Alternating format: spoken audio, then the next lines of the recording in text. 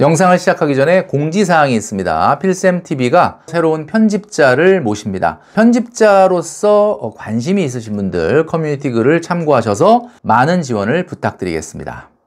필쌤TV 구독자 여러분 안녕하십니까? 머니트레이너 필쌤입니다. 자, 오늘 이 시간에는 최근에 미국 주식이 굉장히 많이 상승하고 있죠. 주변에 포모 현상이 많이 발생을 하고 있는데, 자, 오늘은 2030 직장인들이 이렇게 자본을 형성해 가는 게 굉장히 중요한데, 내가 이것을 투자하지 못했다라고 하면 마음속에 공포감이 들 수밖에 없습니다. 그렇지만 오늘 말씀드리는 이 중요한 원칙을 잘 지킨다면 크게 문제가 없다라는 점을 말씀드리려고 합니다. 영상 끝까지 시청해 주시면 좋겠습니다. 제가 늘 말씀드리는 거 있죠. 여러분 머릿속에 이제는 아마 인이 바뀌셨을 것 같아요. 재테크는 세 가지 영역이다 라고 말씀드립니다. 바로 소득, 그리고 시간, 그리고 수익률. 자, 그러니까 원금과 기간과 수익률의 함수다 이렇게 말씀드릴 수 있는 거죠.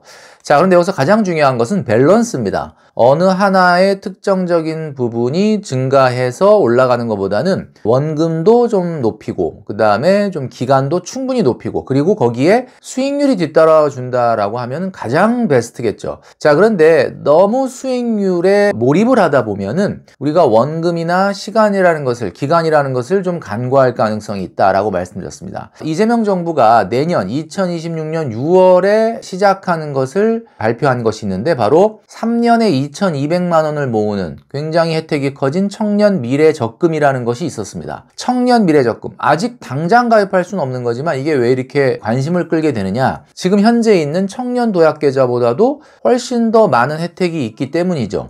청년 도약 계좌 같은 경우는 굉장히 해지율이 높습니다. 우리가 일반적인 직장을 다닌다고 하더라도 1억이라고 하는 자본을 모으는 데는 최소한 5년, 6년이 걸리거든요. 대부분의 99%의 사람들이 이 첫 번째 문턱을 넘지 못하기 때문에 더 큰 바다로 나아가지 못한다라고 말씀드렸죠. 자, 그런데 이 청년도약계좌가 5년입니다. 대부분의 이 청년도약계좌를 해지하는 이 높은 해지율의 원인이 바로 이 5년이라는 거죠. 우리가 반드시 넘어야 될 기준인데 그 반드시 넘어야 될 기준 때문에 많은 사람들이 이 문턱을 넘지 못하고 있다. 이렇게 이야기해야 됩니다. 당장 가입할 수 있는 건 아니지만 청년 미래적금의 조건이 어떤지 한번 확인해 보도록 하겠습니다. 만 19세부터 34세까지, 그리고 군 복무 경력이 있다면 최대 6년까지 인정을 해줍니다. 그러니까 군에서 6년 이상 복무한 사람이라면 40세도 가입을 할 수 있다. 이렇게 볼 수가 있습니다. 자, 개인소득 요건을 보니까 6천만 원 이하의 근로자나 사업자인 경우가 해당이 됩니다. 그러니까 청년 세대라고 봤을 때는 웬만하면 가입이 가능하다라고 말씀드릴 수 있습니다. 청년도약 계좌가 월 70만 원이 한도인 거에 비해서 청년 미래적금은 한도가 조금 낮습니다. 월 50만 원. 왜냐하면 혜택이 훨씬 더 크기 때문이죠. 자, 그리고 일반형과 우대형이 있는데, 우대형 같은 경우는 중소기업에 취업 후 6개월이 안 된 청년이니까 이거는 뭐 굉장히 좀 제한적이죠. 그러나 일반형 같은 경우는 뭐 제한이 특별히 없기 때문에 모든 사람이 나이 조건과 소득 조건만 해당이 되면은 가입할 수 있다. 자, 중소기업에 다니는 청년 같은 경우는 우대형으로 가입할 수가 있는데요. 이런 경우에는 월 50만 원을 납입했을 때 정부가 36개월 동안 매달 매칭해주는 금액이 12%에 달합니다. 그러니까 36개월 동안 216만 원을 지원해주는 셈이죠. 결국은 1,800만 원을 내고 최대 2,200만 원을 타게 된다. 자, 그러면 이게 사실은 청년도약계좌보다 엄청난 혜택인데 요걸 연환산 이자율로 계산했습니다. 그러니까 평균 얼마짜리 적금을 드는 거냐라고 계산해 보니까 16.9%입니다. 지금 뭐 예적금 이자율 여러분도 아시겠지만 2%, 많이 받아야 2.5%인데 연 이자율로 환산해 봤을 때 16.9%다 그러면 야, 이게 정말 대단하다라고 말씀드릴 수가 있는 거죠. 자, 최근에 이제 미국 주식이 많이 올라가다 보니까 모두들 이제 미국 주식에 눈이 쏠려 있는데 여러분들도 굉장히 불안하시죠? 원달러 환율이 10년 전만 하더라도 1,100원만 넘어가도 야, 이거 큰일 났다 이렇게 생각을 했었는데 최근에는 그냥 가볍게 1,400원대입니다. 그런데도 뭐 이제 사실 그렇게 놀라는 사람이 없죠. 원 유로 환율을 보더라도 지금 1,600원이 훌쩍 넘어갑니다. 요게 불과 5, 6년 전만 해도 1,400원 이하였거든요. 자, 이런 것들을 감안해 보면 원화가 급격하게 가치가 떨어지는 걸 볼 수가 있고, 최근에 미국의 나스닥 지수 같은 경우는 AI 붐이라는 것이 단시간에 끝날 트렌드가 아니다라고 해서 최근에 연방정부 셧다운 문제도 있었고 경기 침체 우려의 문제도 있었고 그 다음에 금리 인하의 기대감이라는 게 다 소진됐다라고 하는 우려에도 불구하고 계속해서 고공행진을 하고 있습니다. 이러다 보니까 나스닥에 최근에 들어간 분들, 그리고 2022년, 23년 이럴 때 나스닥에 투자된 분이 아니라고 한다면 모두들 공포감에 질리고 있다. 한마디로 말해서 내가 좀 더 많은 돈을 이 미국 주식에 넣지 못한 것에 대해서 상대적인 박탈감을 많이 느끼고 있다 이거죠. 자, 제가 좀 전에 청년 미래적금이나 청년 도약계좌를 말씀드렸는데 지난 나스닥의 5년 역사는 75.3%고요. 3년 역사도 74.7%에 달합니다. 나스닥이 이렇게 고공행진을 하고 있는 것의 전망의 분석을 한번 제가 말씀드린 적이 있었는데 추가 상승이 가능하다. 그리고 연중 최고치를 계속 경신하고 있지만 좀 더 추가적으로 올라갈 가능성이 높다라고 하는 것이 뭐 골드만삭스 같은 이런 IB들, 그리고 국내외 증권사들, 그리고 블랙록 같은 최대 운영사, 그리고 투자의 현인들인 구루들조차도 이런 전망들을 내놓다 보니까 아무래도 나스닥이 고공행진을 이어가고 있다라는 거죠. 자, 그러나 이 시점에 우리가 좀 생각을 해봐야 되는 것은 분명히 자산시장과 경기는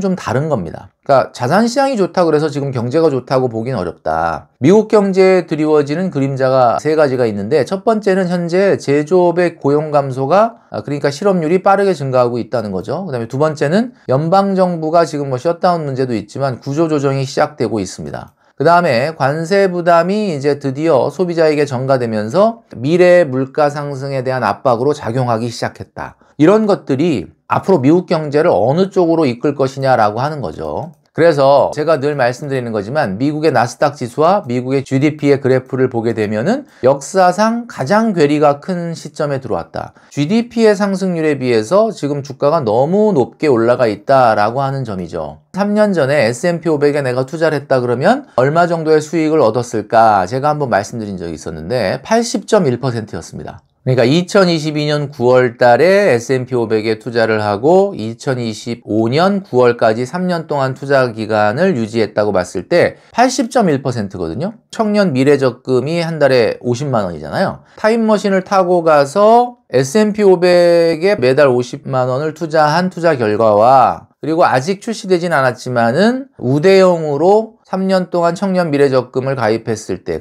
요걸 비교를 해보면 일반 ISA의 정기적금 넣은 거보다는 510만 원이라고 하는 차이. 그러니까 이건 꽤 차이가 크죠. 이런 차이가 나지만 사실 청년 도약계좌나 청년 미래적금 같이 국가가 정책적으로 밀어주고 있는 이런 상품에 가입을 했다라고 하면은 그 차이는 불과 180만 원에 불과하다라는 이야기입니다. 180만 원이면 3년으로 얘기하면 1년에 60만 원이고 한 달에 5만 원입니다. 그러니까 한 달에 5만 원 정도의 차이밖에 안 난다. 그런데 이제 S&P 500이 지난 3년간 수익률이 역사상 최고 아니겠습니까? 80.1%? 앞으로도 80.1%가 나올 거냐? 뭐 그거는 정확하게 알 수는 없겠지만 사실 80.1%라는 엄청난 수익률이 다시 나오기는 현실적으로는 좀 어렵거든요. 자, 그런 점을 감안했을 때 우리 청년들이 너무 불안감을 갖지 않았으면 좋겠다. 지금 현재 5천만 원에서 1억 정도의 목돈이 모인 사람이라면은 불안해하는 게 맞아요. 지금 내가 좀 더 빨리, 좀 더 많은 금액을 미국 주식이라고 하는 이 순풍에 올라타지 못한 것에 대한 불안감, 저도 이해합니다. 자, 그런데 그게 아니라고 한다면 아직 내가 5천 1억을 모으지 않았고 내가 저축하는 한 달에 저축 수준 자체가 뭐 100만 원, 200만 원을 넘지 않는다라고 한다면 우리가 그다지 그렇게 청년 도약계좌나 청년 미래적금 같은 정부가 후원해주는, 정부가 밀어주는 이런 정책 저축만 꾸준히 하더라도 크게 포모가 생기지 않아도 되는 수준이다라는 거죠.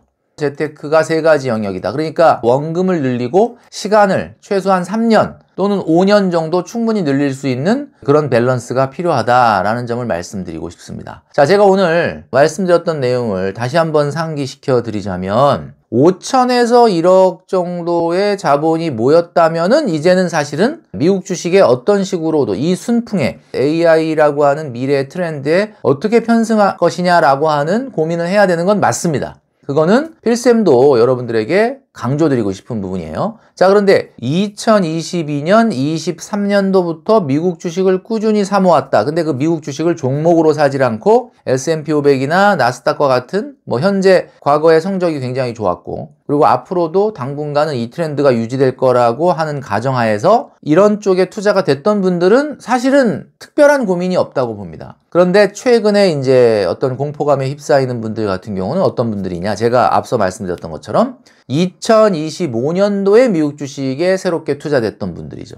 자, 그렇다면 이런 분들 같은 경우는 5천만 원 1억 미만 구간에서는 청년 미래적금, 앞으로 나올 거지만 청년 미래적금 그리고 청년 도약계좌를 열심히 하셔라. 다만 5천에서 1억 이상의 자본이 모였고 내가 한 달에 저축 금액이 50만 원, 100만 원을 조금 훌쩍 뛰어넘는 사람이라고 한다면은 제가 전 영상에서 말씀드렸던 4가지의 기준을 지켜주시는 게 좋겠다. 그러니까 첫 번째, 미국 주식에 투자하더라도 투자 기간 자체가 짧기 때문에 앞으로 닥칠 수 있는 단기적인 조정에 대비를 해야 되겠죠. 왜냐하면 어쨌든 지금이 사상 최고치를 기록하고 있고 사상 최고치를 기록한다는 것 자체는 어때요? 사상 최고로 사실은 단기 조정의 위험성이 있다. 이렇게 우리는 해석을 할 수가 있기 때문에 4가지가 뭐였냐면 첫 번째는 3년 정도는 투자할 생각을 해야 된다. 우리 필쌤TV를 구독하시는 많은 분들, 내가 S&P 500이나 나스닥에 투자한 지가 지금 얼마 안 돼서 이번 달, 다음 달, 몇 달 안 됐는데 단기 조정이 오면 어떡하냐? 아 뜨거! 그리고 나올 것이 아니라 제가 말씀드렸죠? 3년 정도는 투자해야 되겠다라고 하는 생각으로 싸진 나스닥이나 S&P를 조금 더 사모을 필요가 있다라는 게 첫 번째 원칙이고요. 두 번째 원칙은 종목이라고 하는 것을 고민하지 말고 ETF라고 하는 걸 통해서 자연스럽게 종목을 분산하는 투자 방식을 가져가라. 그러니까 3년 그리고 ETF라고 하는 부분을 생각을 하셔야 된다. 자, 그리고 절대로 한꺼번에 돈을 넣으면 안 되고 적립식으로 투자해라 라고 말씀드리고 싶습니다. 적립식. 자, 그런데 여러분 제가 이 이야기를 하고 이 영상을 보고 나서 얼마 안 돼서 갑자기 예를 들면 올해 4월처럼 나스닥이 10% 정도 가까이 한 주에 떨어진 적이 있었죠. 이런 단기 조정이 왔다. 그러면 그때는 투자 비중을 조금 높여도 되겠지만 기본적으로 적립식으로 하라라는 이야기죠. 그리고 마지막으로 4번째는 제가 늘 말씀드리는 거지만 항상 예금과 분산 투자를 해야 된다. 전략적 자산 배분이다 라는 말씀을 드렸는데 여러분이 투자하는 금액의 3배수만큼의 안전자산인 예금이 있어야 된다. 이 말씀을 드렸습니다. 자, 50만 원 이내로 저축을 하고 있다. 나는 아직 5천만 원이 모이지 않았다. 자, 그러면 여러분 최근에 미국 주식이 너무 빨리 올라가니까 공포감을 느끼실 수도 있겠지만 크게 공포감을 갖지 않으셔도 된다. 단 그 이상으로 해당되는 분들 같은 경우는 지금 말씀드린 4가지 투자 원칙을 지키시면서 전략적 자산 배분을 해라. 제가 오늘 이렇게 말씀드리는 부분을 머릿속에 잘 정리하시고 자본을 늘려가는 데 있어서 가장 중요한 것은 수익률이 아니라 원금이라고 말씀드렸죠. 자, 원금을 조금 더 할 수 있는 것에 최대한 노력하시는 여러분 되시기를 바라겠습니다.